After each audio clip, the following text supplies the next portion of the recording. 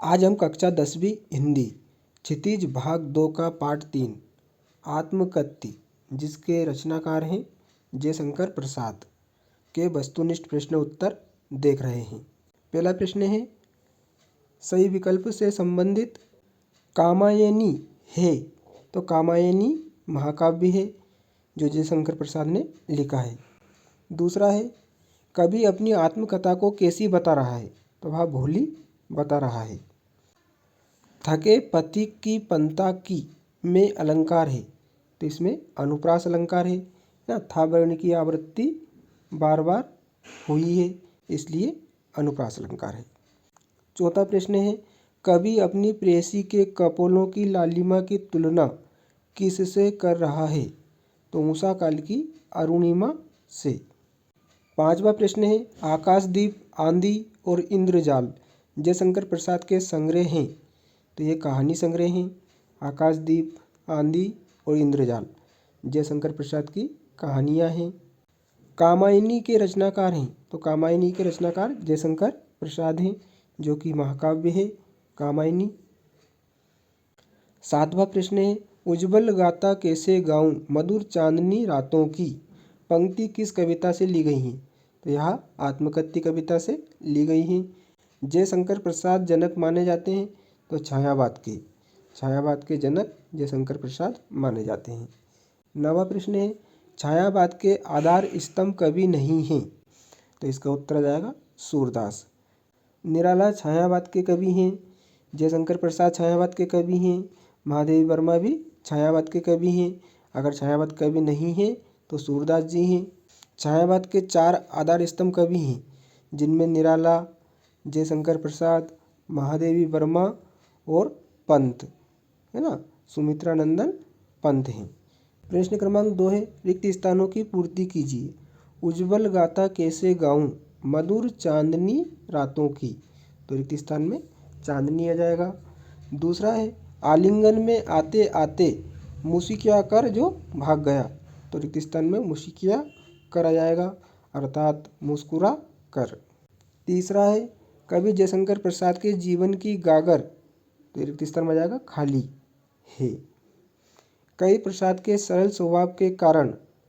तो रिक्त स्थान में आ जाएगा मित्रों ने धोखा दिया। पांचवा है, आत्मकथ्य कविता के रचनाकार जयशंकर प्रसाद हैं। अगला प्रश्न है, जयशंकर प्रसाद का जन्म में हुआ था। तो वाराणसी में हुआ था। प्रश्न क्रमांक 3 है, सत्य असत्य लिखिए। जयशंकर प्रसाद छोटे से जीवन की बड़ी बड़ी कथाएं कहते हैं। तो यह असत्य है ना। उसके बाद में दूसरा है, जयशंकर प्रसाद मौन रहकर औरों की कथा सुनने के इच्छुक थे। सत्य। आत्मकथ्य जयशंकर प्रसाद की रचना है। सत्य। जयशंकर प्रसाद का जन्म इंदौर में हुआ था। तो यह असत्य है, वाराणसी में हुआ था। जयशंकर प्रसाद ने जो मधुर स्वप्न देखे थे पूरे हो गए थे। तो यह असत्य है। उनकी प्रेयसी की मृत्यु होने के कारण उनके स्वप्न अधूरे रह गए थे। अगला प्रश्न है, कवि जयशंकर प्रसाद ने अपने मन को भंवरे का रूप दिया है। तो यह सत्य है। सातवां है, कवि जयशंकर प्रसाद अपने जीवन के निजी अनुभवों को सबसे बांटना चाहते हैं। तो यह असत्य है। अगला है, आत्मकथ्य कविता पहली बार 1932 में हंस पत्रिका के आत्मकथा विशेषांक में प्रकाशित हुई थी। तो यह सत्य है। प्रश्न क्रमांक सही जोड़ी। तो यहाँ पर सही जोड़ी ही दी जा रही है। कामायनी, जिसके रचनाकार हैं जयशंकर प्रसाद। हंस पत्रिका, तो इसके संपादक हैं प्रेमचंद। थकी सोई है, तो मेरी मौन व्यथा। आत्मकथ्य ना, आत्मकथ्य पाठ जयशंकर प्रसाद ने लिखा है। थके पति की, तो इधर जाएगा पंता की। जयशंकर प्रसाद का जन्म सन 1889। जयशंकर प्रसाद की मृत्यु सन 1937। प्रश्न क्रमांक 5 है, एक वाक्य में उत्तर लिखिए। पहला प्रश्न है, कवि अपना पाते किसे मानता है। तो इसका उत्तर है, कवि अपना पाते अपनी स्मृतियों को मानता है। दूसरा है, कवि के अनुसार कौन थककर सोई है। तो कवि प्रसाद के अनुसार कवि की मौन व्यथा थककर सोई है। तीसरा प्रश्न है, कवि अपनी किन गाथाओं को नहीं गाना चाहता? तो इसका उत्तर, कवि अपनी उज्ज्वल गाथाओं को नहीं गाना चाहता। चौथा प्रश्न है, जयशंकर प्रसाद किस काव्य प्रवृत्ति के कवि थे? तो जयशंकर प्रसाद छायावादी काव्य प्रवृत्ति के कवि थे। पांचवा प्रश्न है, आत्मकथ्य कविता में अभिव्यक्ति हुई है? तो इसका उत्तर, आत्मकथ्य कविता में जीवन के यथार्थ एवं अभाव पक्ष की मार्मिक अभिव्यक्ति हुई है। छठा है, जयशंकर प्रसाद को कामायनी पर पारितोषिक मिला? तो जयशंकर प्रसाद को कामायनी पर मंगला प्रसाद पारितोषिक मिला। पारितोषिक मतलब पुरस्कार। सातवां है, जयशंकर प्रसाद के काव्य में झलक मिलती है? तो जयशंकर प्रसाद के काव्य में प्रेम सौंदर्य की झलक मिलती है। अगला प्रश्न है, जयशंकर प्रसाद के आलिंगन में आते आते क्या भाग गया? तो इसका उत्तर, जयशंकर प्रसाद के आलिंगन में आते आते मधुर जीवन का आनंद भाग गया।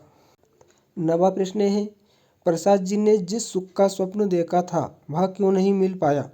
तो प्रसाद जी ने जिस सुख का स्वप्न देखा था, पत्नी की असमय मृत्यु के कारण वह नहीं मिल पाया। प्रश्न क्रमांक 10, आत्मकथ्य कविता में कवि ने संसार को क्या माना? तो इसका उत्तर, आत्मकथ्य कविता में कवि ने संसार को नश्वर माना। 11वां प्रश्न है, मुरझा कर गिर रही पत्तियां किसका प्रतीक हैं? तो इसका उत्तर, मुरझा कर गिर रही पत्तियां निराशा का प्रतीक हैं। 12वां प्रश्न है, कवि प्रसाद जी अपने किस स्वभाव को दोष नहीं देना चाहते? तो इसका उत्तर, कवि प्रसाद जी अपने सरल स्वभाव को दोष नहीं देना चाहते। 13वां प्रश्न है, कवि इस वक्त अपने जीवन रूपी वृक्ष में किसका सामना कर रहे हैं? तो इसका उत्तर, कवि इस वक्त अपने जीवन रूपी वृक्ष में पतझड़ का सामना कर रहे हैं। प्रश्न क्रमांक 14, कविता में कवि ने मधुप यानी भंवरा किसे कहा है? तो कविता में कवि ने मधुप यानी भंवरा मन को कहा है। प्रश्न क्रमांक 15, कवि का मन रूपी भंवरा किन यादों के आसपास गुनगुनाकर अपनी कहानी कहना चाहता था? तो इसका उत्तर, कवि का मन रूपी भंवरा अतीत की यादों के आसपास गुनगुनाकर अपनी कहानी कहना चाहता था। 16वां प्रश्न है, जयशंकर प्रसाद की आत्मकथ्य कविता किस पत्रिका में प्रकाशित हुई थी? तो इसका उत्तर, जयशंकर प्रसाद की आत्मकथ्य कविता हंस पत्रिका में प्रकाशित हुई थी। प्रश्न क्रमांक 17, हंस पत्रिका में आत्मकथ्य कविता कब प्रकाशित हुई थी? तो इसका उत्तर, हंस पत्रिका में आत्मकथ्य कविता सन 1932 में प्रकाशित हुई थी। 18वां प्रश्न, सन 1932 में हंस पत्रिका के संपादक कौन थे?